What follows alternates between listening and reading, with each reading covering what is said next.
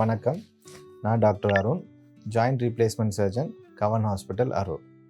இன்றைக்கி நம்ம மூட்டு தேய்மானமும் அதுக்கான தீர்வும் பற்றி பார்க்கலாம். ஸோ ஒரு நார்மலான மூட்டுன்றது இப்படி தான் இருக்கும். ஒரு 3 எலும்பு சேர்ந்தது தான் இந்த மூட்டு ஃபார்ம் ஆகுது. இந்த மூட்டுக்கு நடுவில் புஷ்ஷு மாதிரி இந்த ஜவ்வுங்களாக இருக்கும், கார்டிலேஜ்னு வாங்க.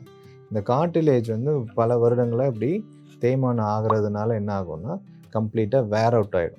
ஸோ அதுக்கப்புறம் இந்த 2 போனும் இந்த 3 போனுமே கூட சம்டைம்ஸ் தேஞ்சு உரச ஆரம்பிச்சிடும். அந்த மாதிரி ஒரு ஸ்டேஜுக்கு போகும்போது பேஷண்ட்டுக்கு சிவியர் பெயின் வரும். ஸோ அதை தான் நம்ம மூட்டு வலியாக ப்ரெசென்ட் ஆகுது. அதுக்கு வந்து இனிஷியலாக ஃபிசியோதெரப்பியே நல்ல ரிசல்ட்டு கொடுக்கும். சில பேருக்கு சில மாதங்கள்லேருந்து சில பேருக்கு சில வருஷங்கள் வரைக்கும் கூட ஃபிசியோலேயே நமக்கு நல்ல ரிசல்ட்ஸு பார்க்கலாம். அதுக்கு அடுத்த ஸ்டேஜுக்கு போகும்போது அப்போ என்ன பண்ணணும் அப்படின்னா, மூட்டு மாற்று அறுவை சிகிச்சை தான் இதுக்கு சிறந்த தீர்வாக இருக்கும். அதில் என்ன பண்ண போகிறோம் அப்படின்னா, இந்த மாதிரி இந்த 2 எலும்பும் தேஞ்சு போயிடுது இல்லைங்களா, அப்போ வந்து இந்த சர்ஃபேஸஸ்க்கு பதிலாக ஒரு மெட்டாலிக் சர்ஃபேஸை பொருத்திடும்.